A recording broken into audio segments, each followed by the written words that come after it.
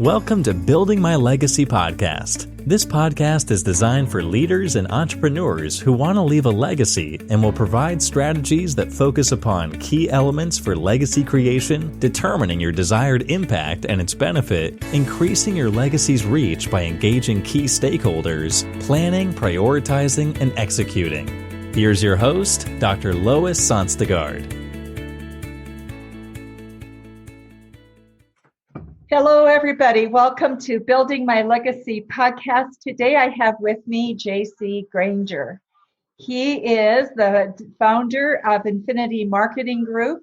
He does digital marketing and does a lot of work with lead generation. And those of us who struggle with lead generation love the types of JC.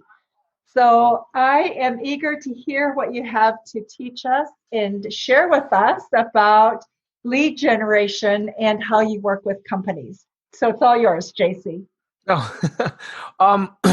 I guess I'll give you a quick overview. I've been doing digital marketing about 20 years now. It's probably only existed a little longer than that, if that ages me at all. But I've owned my agency for 9 years, and we didn't really have a solid direction. It's kind of the accidental agency, which is very common in agency. You start with one thing, and the people keep asking you for more stuff. And all of a sudden, before you know it, you have an office and employees and a bunch of clients. You're like, oh, wow, we're an agency now. We concentrate on everything. We're a full service agency that mostly specializes in the B2B tech industry. About 20% of our client base is completely random, which I kind of do that on purpose to keep it, quote, spicy, so to speak, just so we can kind of have a little bit, mix things up a little bit. But 80% of our client base is B2B tech. We started getting really massively into the more lead gen specific more recently. Lead gen has always been something we've done, but obviously when you're a full service agency, there's a lot of value there that you offer a client. There's branding, there's a long-term infrastructure setups, with websites and funnels and all those things that are valuable in the short, medium, and long term. But with the onset of COVID, what's happened is so many companies are struggling that although they do understand the value of long term, it's not exactly something that's on their mind right now. Their mind is on the short term. How do we survive right now? Right. How do we thrive and maybe gobble up some market share during these hard times? And so it's very it's very focused on the near term. So we've really pivoted more towards concentrating on our more immediate lead gen capabilities for all types of companies, but again, specifically in the tech industry. What advice do you give to companies in order to help them maximize their digital marketing? Well, there's the advice I would have given them before COVID, and there's the advice I give them now. So I'll answer both only because we're not going to be in this forever. So I think it's important that some people might be listening to this after we've come out of the trenches, so to speak. To maximize your digital marketing when you don't have a worldwide pandemic going on, you really need to focus on the infrastructure. So many marketing plans that I've seen are just a big house of cards. They look tall and they look big, but there's so many holes in the middle, and it's a very shaky foundation. So, for example, you might get a company that has a great looking website, and they're doing a ton of advertising. The problem is, for example, that their tracking codes on their form fills are either not present at all or they're broken. And what that means is that, yes, you're sending a lot of advertising and you're paying for a lot of money for clicks and it's coming to your website. And listen, you're probably still making money. People are filling out the form. Your salespeople are talking to them. You're doing fine. No, I'm not challenging that your marketing is working. What I'm challenging is that most people's marketing is not efficient or optimized. So on the flip side, if you had your tracking codes down, if you really spent the time to build out an infrastructure on your website and have upsells and downsells if you're B2C on e-commerce, or if you took the time on B2B to have drip series campaigns for demos if you're a software company, or for phone calls if you're doing IT services, for example. People sometimes don't take that extra mile. So what happens is, let's say you're spending $10,000 a month on your paid ads to your website and you're getting form fills. Well, if you don't know which ads are producing the most lead gen, then yes, you're making money. Maybe you're spending 10 grand a month and you're making 40 grand. So you're saying, hey, we're doing great. We're making 30 grand a month net on ads. But then someone like me goes in there, audits the whole system, and realizes there's no way to really track which ads are working the best necessarily. So we do a reverse analysis, go in there and say that 80% of all of your money is coming from 15% of your ads, which means you're literally blowing 85% of your budget and you don't even know it. Imagine how much, if you were making 40 grand on 10, and then I restructure it to focus on 85% of your budget into the 15% that was working the best, you could have a 3-4 times that, using the exact same budget, not changing anything else. It's like just simply adding these tracking codes properly. And I give that just as one example. There's a million examples. There's going in and auditing email drip campaign series and looking at the subject lines. I have a video that I put out about a year ago about how to double the size of your business, of your revenue, just by changing your subject line. And that's an infrastructure piece if you think about it, because a lot of people, they go, look, our emails are working. We have a 20% open rate. We have a 3% click-through rate, and we're making X. And they're just happy.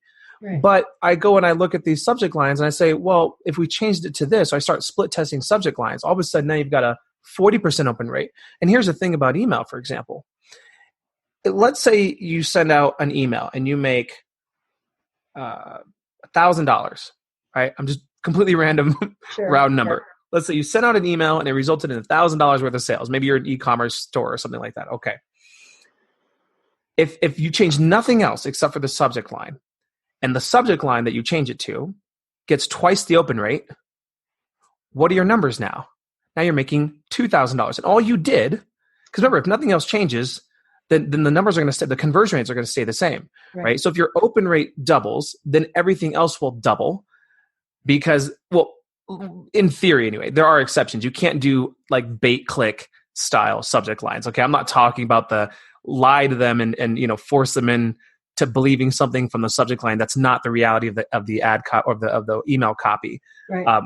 What I'm saying is, if you actually are intelligent, intuitive about it, and you actually just come up with a legitimately better subject line that is more intriguing and still relevant, then you've just doubled your sales literally by changing a few words in one part of one email. Now imagine doing that across all the emails in all your different drip series campaigns. So again, circling back, the point is that my answer for people, for companies, when you're not in a big pandemic, is look at your infrastructure.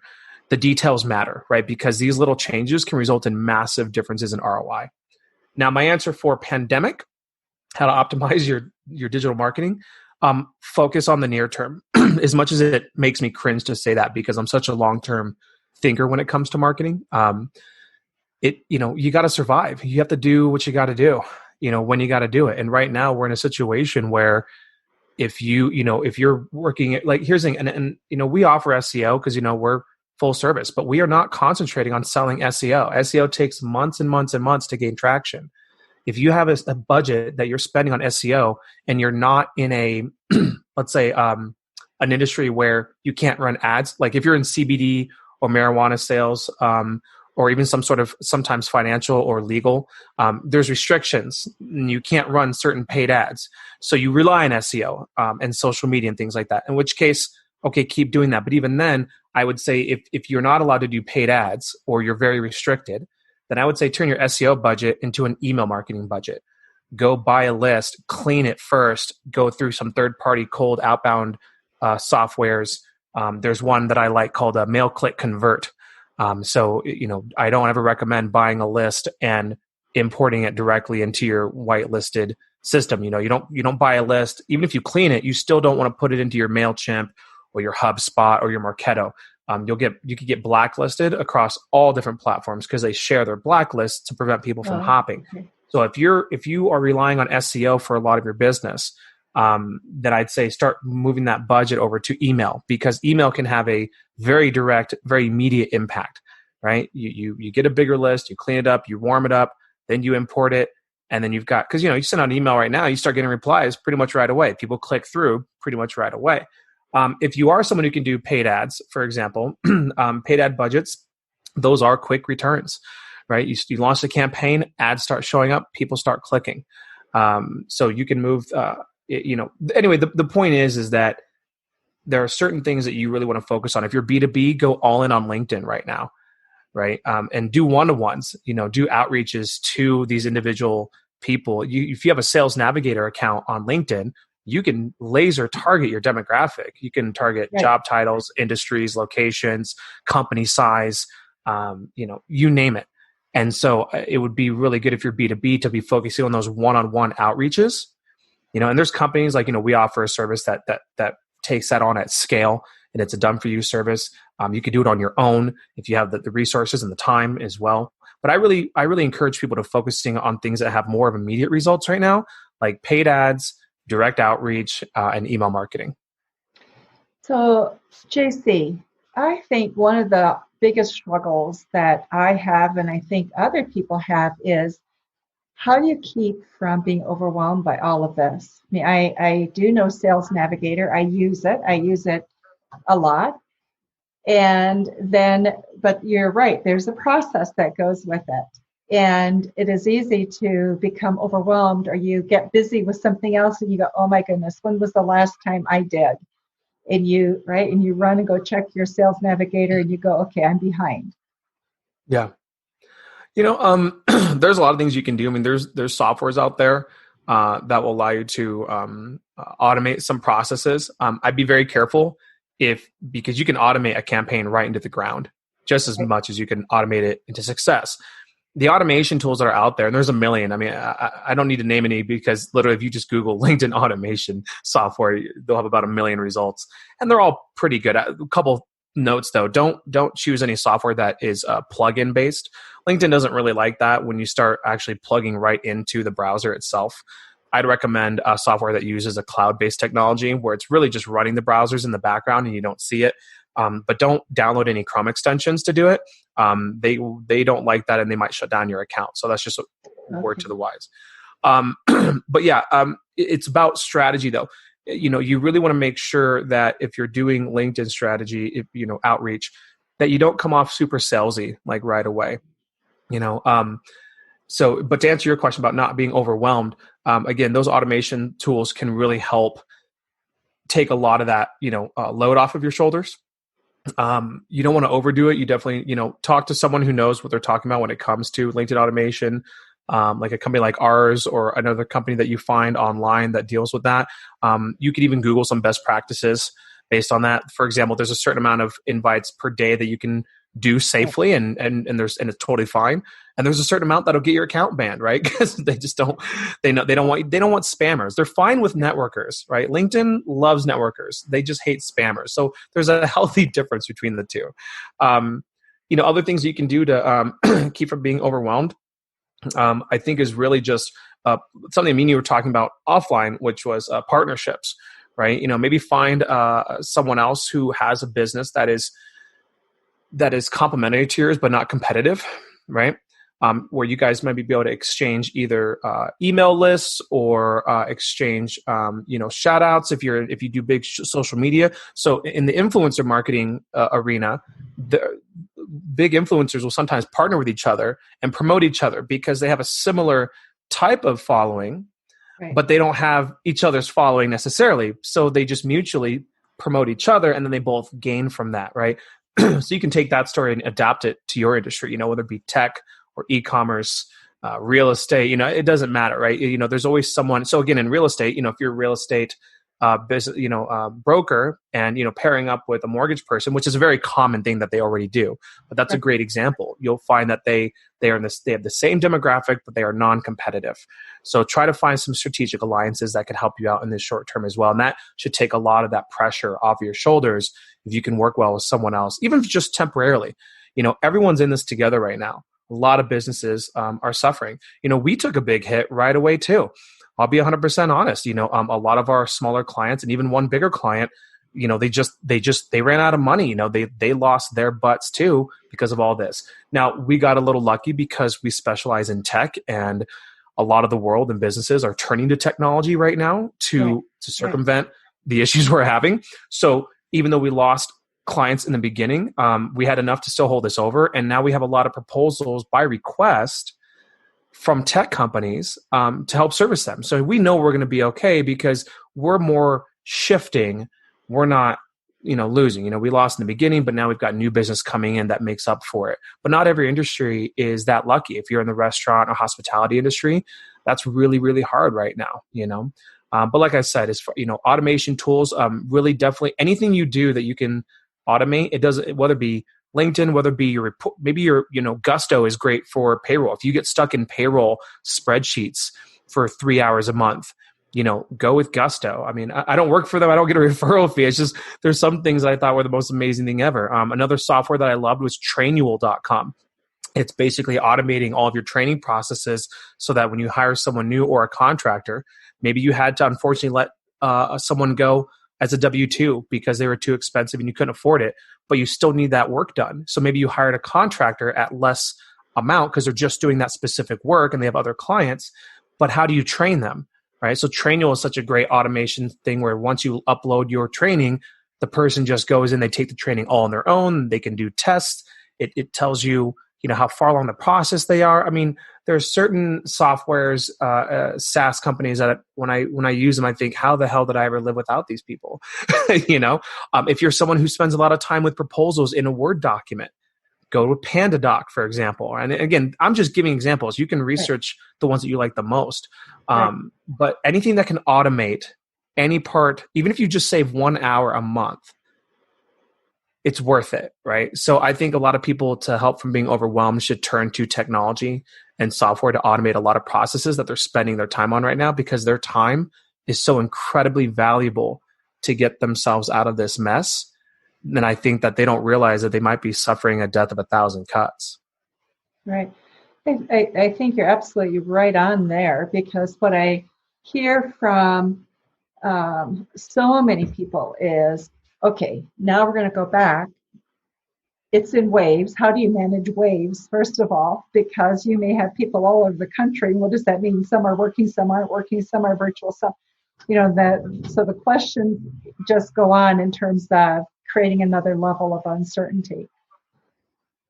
So I think there's going to be continued adjustment, and automation is going to be huge. Yeah. And people are going to have to work with less for a period of time until things get strongly underground, under their feet. Mm-hmm. Yeah, I agree. JC, who is your ideal client? Oh, mine? If I'm doing like perfect client, we have perfect client. Generally speaking, we're great with all B2B tech companies, but my favorite personally is B2B enterprise software companies. And the reason being is, I'm just this tech nerd from the Bay Area. I grew up in like San Jose, Palo Alto, Mountain View kind of thing, sitting there trying to hack AOL when I was 12, like one of those stories. So like software, like those are my people, right? Like Silicon Valley style. Like, we're headquartered in downtown Denver right now, but I grew up in the Bay Area. So I really geek out on cool software, especially if it can help like my business. When someone's like, hey, I found this new software that does X, Y, Z. And I'm like, oh my gosh, that would save me so much time. And I go in and I do demos and I research, and the amount of money I spend per month on software subscriptions is criminal, but it also saves me so much time and money that it's totally worth it. Right. So, because I'm so passionate, I think about that particular niche, that nothing makes me happier than a software company, that does B2B coming to me and saying, hey, how can you help us? And I just kind of dig in because I geek out, on their software, and then it helps my creative juices flow and figure out all the different ways, because I am a potential client too, right? Because I like all types of B2B software, even if it doesn't relate to me. That's what's funny is I've done demos for softwares. like I wouldn't take any person's individual time, but I'll do like the online ones that are already there, like pre-recorded of software that has nothing to do with helping me personally, just because I find it fascinating. So yeah, I guess my ideal client is kind of like a high, small to low or mid-medium software tech company. We're not the best fit for startups unless they're post-funding, because we're more of a second stage marketing agency. You come to us after you've kind of outgrown your first one, and you need that really much bigger solution, that bigger plan, and that long-term plan. So yeah, I'd say if you're kind of high, small to like low to mid-medium size tech companies, kind of maybe in that, 2 to 20 million a year kind of thing. That's kind of where we really shine. We could take on really big companies. It's just, we were talking about me and you offline, like there's just so much red tape sometimes to like Fortune 500s that I don't know that if I'm the most patient person with that. I like to be able to be, lean and agile and be able to shift, quickly to adapt to market demands and new ideas. And I find that that's easier to do with the kind of small to medium size software companies. They're usually a little more accepting of that idea, and it benefits them more too. They can make quick gains if they can move faster. So yeah, I'd say the B2B software companies are my jam. So what's interesting about you, JC, is you have this remarkable combination of being a techie geek, as you say, with psychology. So it's like two different extremes of life. Tell us a little bit about how that works together. It's an interesting marriage. Yeah. It's interesting, 'cause, growing up in such a tech place, you would think that I would have gone into some sort of like engineering or coding, Right. lifestyle. But I remember there's this old movie from the 80s, Big, with Tom Hanks. You remember that one? Yes. And for anyone listening who doesn't know this movie, long story short is Tom Hanks plays this adult who used to be a kid, and he plays some like carnival game and it turns him into an adult, but he still has the kid mind. Like, he's just basically a child trapped in a man's body who enters the corporate world accidentally. And there's this scene where he works at this toy company. He's in the boardroom, and there's this guy with a suit on up front, and it's actually the dad from Home Alone, same character. But they're looking at this new toy they want to launch. It's this robot that turns into a building, right? So think like a transformer, except instead of it turning into anything cool, it turns into a skyscraper. Like, there's nothing cool about that, right? So, but this guy in the suit is up there saying that this toy is gonna be the greatest thing ever because look at all these charts and graphs. Right. And he's pointing with this little, pointer. And he's like, well, look at this. The numbers say this. And Tom Hanks is sitting at the table, and he keeps raising his hand, and he goes, I don't get it. And he's like, well, what don't you get? And he goes, well, it's not fun. I don't get it. And he goes, well, did you see the numbers?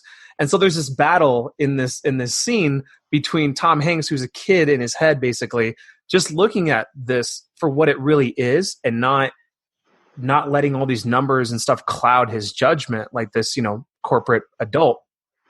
And I remember when I saw that scene, I remember thinking that I didn't ever want to be that guy in the suit who made a prediction or thought something was going to be great because look at all these charts and graphs. I wanted to be that kid at the table raising his hand saying, I don't get it. And what I realized about that is that, if you understand how people think, like true, raw human nature, you actually leave very little to chance. Human nature is not going to change while me and you are alive, right? Evolution of the mind takes a lot longer than that. So if you understand the fundamentals of how people react to things, you can adapt that to other things that do change, like technology changes, even culture changes, for example. But how we think at a base level does not. So when it came time for me to go to college, I actually got accepted into the engineering degree at the University of Washington, aerospace engineering, very specifically. University of Washington, but I turned it down because I really did want to do a psychology background, and I ended up landing at in the end anyway at University of Colorado. They have a fantastic psychology program, and what I did is I put all my work emphasis, because I always wanted to do marketing. I put all my work emphasis into marketing, so that was like my first job in college. Yeah, so that's what I've been saying. I'm doing it for 20 years now. I started in 2000, right? I mean, digital marketing maybe started in like 98. You didn't have anything back then, right? You didn't have paid ads, you didn't have social media, you didn't have SEO, you didn't have YouTube. Like, there was none of that. What you had like email and like Angel Fire websites.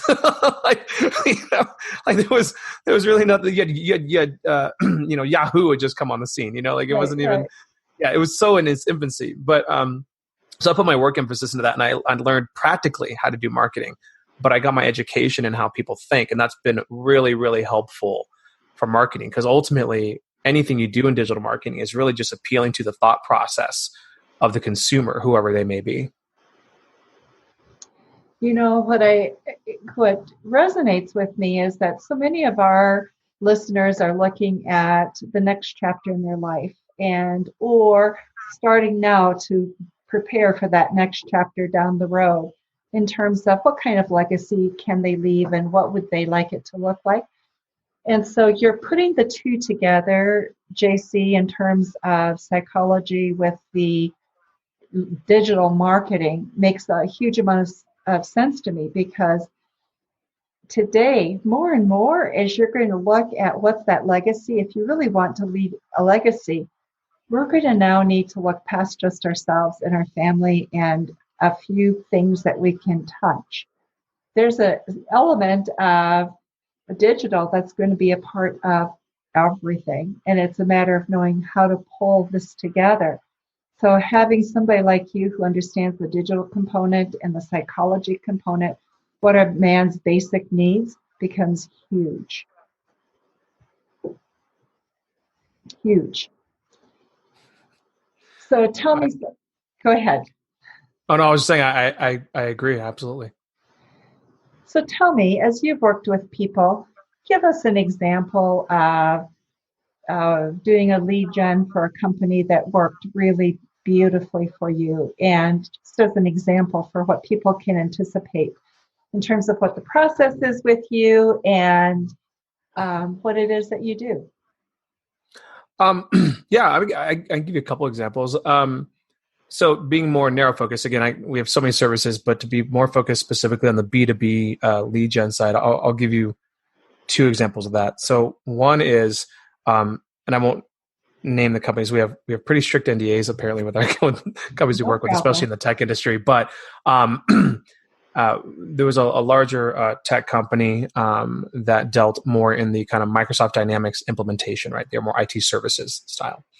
And so, they sell big deals. I mean, these aren't small things. They weren't selling toothpicks. They were selling, $100,000 or $1 million deals or multi-million-dollar deals with these companies. So the lead gen process obviously takes a longer amount of time, typically with them. But what we did, we integrated a LinkedIn system, as we had talked about before, where basically it was half automation and half manual, where essentially, we help them pick their laser target audience. We go through the messaging and get that pre-approved. And then we would, send out the invites and start doing that direct one-on-one, but on scale, right? So we could do it for, multiple salespeople. Basically, we integrated this with their sales staff. And so each sales staff had their own profile, their own campaign that targeted their own specific, niche and industry they were going after. Long story short is, when you automate something like that, or you scale it basically, and then you take that time off of the salesperson's hands, the results are pretty big, because you got to think of an average salesperson doing it on their own, hunting on their own, might get, a couple of these big deals a year. Whereas as long as that salesperson still converts and closes at the same rate, if you increase the volume on the front half, just like we talked about those email subject lines, right? If everything else stays the same, but you change one thing that affects the rest in the chain, right? However much you change it affects that proportionally. Right. So, now you've got salespeople doing 4 or 5 multi-million-dollar deals a year that we're doing maybe 1 to 2, just because we can scale the beginning part of that while keeping the integrity of the targeting down. And our system has drip series campaigns within LinkedIn. It also transfers information of the prospect into their CRM. And, some of these bigger companies have already systems that they have built in place that when someone gets in their CRM, what they do. So that really helped feed that other funnel for like their newsletters, for their cold calling, whatever. And then we also had an email drip series campaign that funnels off of that as well in a 1-to-1. But now that being said, that could be a lot of noise for a salesperson, because when you increase the volume, you also increase the time that typically you have to attend to it. So what we did is we integrated a more of a manual process where we respond for them. We create a reply scenario document where essentially what happens is if 95% of all replies kind of fall under one of 3 categories, right? It's either going to be not interested, interested, or a dead end message. What I call So the dead end messages are more of like thanks, or thumbs up, something like that, right? So we come up with scenarios that say, okay, well, what do we do in that case, right? What do we say to that? And when we get that, we get that approved by the salesperson. So really what happens is that the salesperson knows that we're completely taking care of the entire process. I make a joke where, they say you can lead a horse to water, but you can't make them drink. Well, marketing is leading the horse to water and sales is making it drink, right? So we can't make it drink because we don't sell, but the salesperson can. But we are not interested in MQLs. We're not interested in marketing qualified leads. A marketing qualified lead would be someone replying even with just in general, right? Because they're targeted and whatnot. And then that means that you can start marketing more to them. A sales qualified lead is someone who is targeted, that they already know what you're selling and they've expressed interest and they want to learn more. That's a sales qualified lead. And so I always joke and I say, we will take the horse to water. We will put its head to the water. We will touch its lips to the water. And all you have to do is make it take a drink. We take it so far so that the salesperson just only has to deal with the people who are targeted, have already got the messaging about what it is. They know exactly what you do, how it benefits them, and they want to they have buying questions like how much is it, service product offerings, contract terms, things like that, or they want to jump on a call, or they want you to send them more information because they are interested. So that's what we do. That's one of the big things that we offer. It's a very done for you service, and we focus very heavily on the LinkedIn ecosphere to do that for the B2B. The other, you were talking about this randomly, is actually the podcast host. We completely tripped and stumbled into this demographic. We don't even advertise this on our website because it's so completely left field from what the demographic we go after. But we accidentally end up really helping this one podcast owner get really big guests on their show, and then they are also able to sell them their services afterward. And it worked so well that we got them booked out literally over a year, to where they just had to tell us to stop, because he's like, what do I tell people now? It's like, okay, we're going to record this podcast and it'll launch next year. We kind of did too well in a way. But that was really random too. But that was also done through LinkedIn.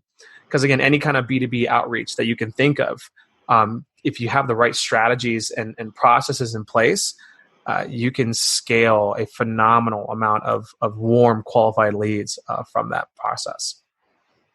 Wow. JC, there is so much to learn, and we have talked for a long time here. It's been wonderful. Thank you so much. Those of you who are listening, if you would like to get in contact with JC, would like further information, just let us know. We will be glad to connect you with JC.